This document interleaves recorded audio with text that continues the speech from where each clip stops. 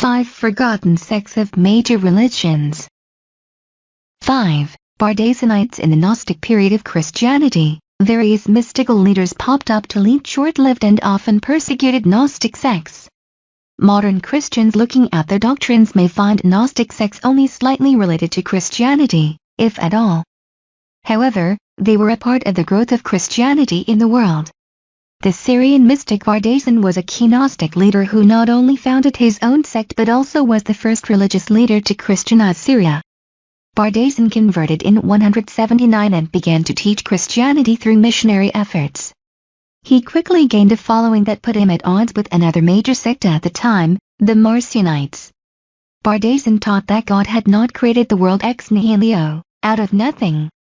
Instead, he said the world came about when God shuffled 4 elements, water, earth, fire, and light, into a new form. Each passing generation brought the human race closer to elemental perfection. Bardaisan rejected the idea that God created evil or Satan, but rather that these were manifestations of a hierarchy of gods. An odd characteristic of Bardaisan's teachings was his focus on the stars and planets. His followers believed that the astral bodies connected with their fates. At the same time, the Marcionites were teaching about the evil of flesh and advocating a celibate, vegetarian lifestyle. Bardaisan rejected that idea and taught his followers to love their bodies and that sexual reproduction was an important part of existence.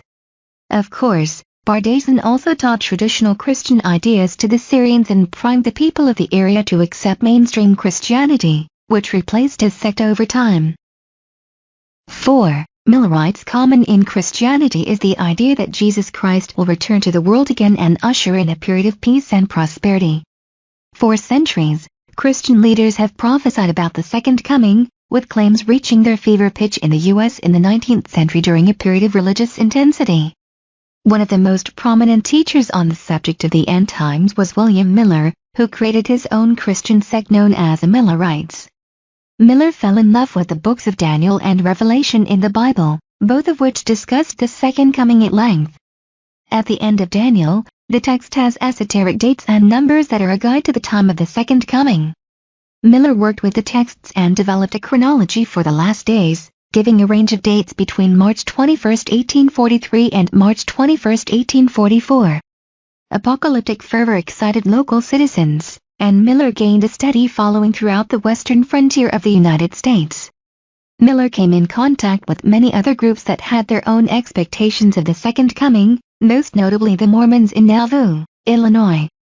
Mormon leader Joseph Smith recorded interactions with the Millerite movement and even allowed them to preach in his city, even though most Mormons viewed Miller with skepticism despite their similar doctrines.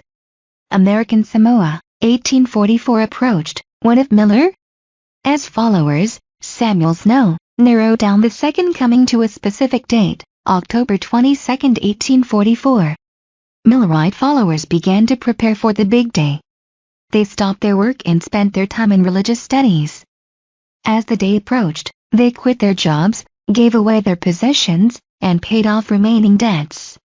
On the night of the supposed Advent, Millerites came together in white ascension robes to meet Jesus Christ. Of course, nothing happened. The lack of Christ's appearance crushed the Millerites, and the event was dubbed the Great Disappointment. Shockingly, splinter groups broke off from the main Millerite church and still exist, even though the original prophecies were proven false. Millerite break-off groups eventually formed the Jehovah's Witnesses and Seventh-day Adventists, which take influence from Millerite doctrines, if not his actual prophecies. 3. Brethren of the Free Spirit. The 13th and 14th centuries saw tremendous upheavals in European Christian society. During this time, the Avignon papacy struggled against secular European government hands, and the Inquisition was beginning. In this period of confusion, various interesting sects grew, including the Brethren of the Free Spirit, a lay Christian movement that tried to reinvent Christian theology toward a more individualistic and egalitarian philosophy. One of the most interesting aspects of their doctrine was the idea that God is incarnate in everything in the universe. This is a form of pantheism, the religious idea that the universe itself is God and is immanent in everything. Having a pantheistic Christian ideology was problematic at the time, especially since the Brethren used their doctrine to justify any action they took. Followers of the sect felt that God justified anything, including terrible crimes such as rape and murder. When people from the sect preached, they did so in the nude and were known to have very open views about sexuality. They viewed sex as a form of paradise and a mystical union. Of course, the Brethren of the Free Spirit were not popular among Catholic leaders. With the sect rejecting nearly everything about the Catholic Church and doing things like ordaining women priests, the leadership took great care to squash them. Persecution and executions led to the sect dying out by the 15th century as the Catholics clamped down on unorthodox sects. Very little of the group's doctrine survives in modern Christianity.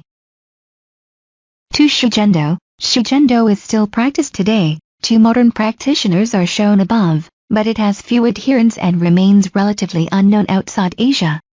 Defining Shugendo as a sect of any one religion is difficult. In practice, Shugendo is extremely syncretic.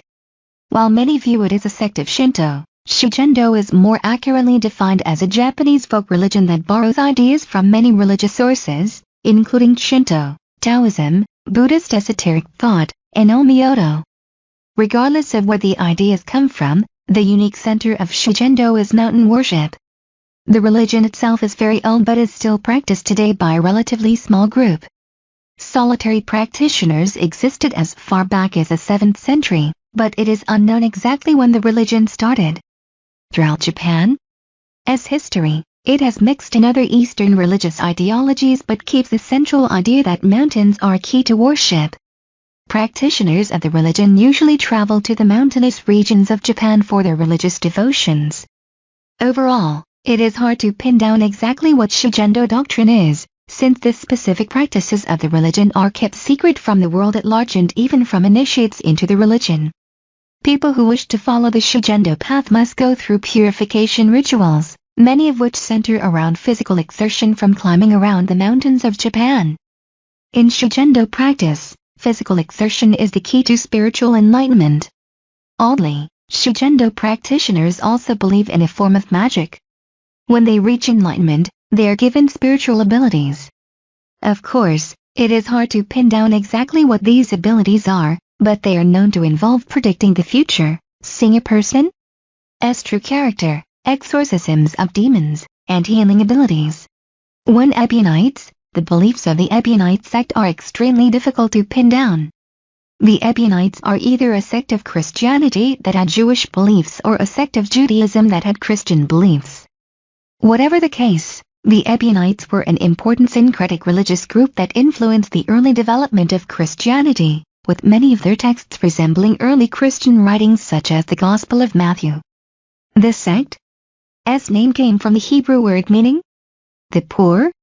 It is unclear exactly when the Ebionites formed, but most records point to about 70 AD, after the Romans destroyed the temple in Jerusalem. Ebionites believed in Jesus Christ as the Jewish Messiah but also accepted many of the Christian rhetoric about Christ's life. For instance, they believed in Christ's resurrection and that Jesus was the Messiah prophesied in the Jewish scriptures. However, they believed that Jesus became the Messiah due to strict observance of Jewish law, and they rejected the virginal birth that became a common doctrine in Christianity. Rather, they believed that Jesus was the natural son of Mary and Joseph.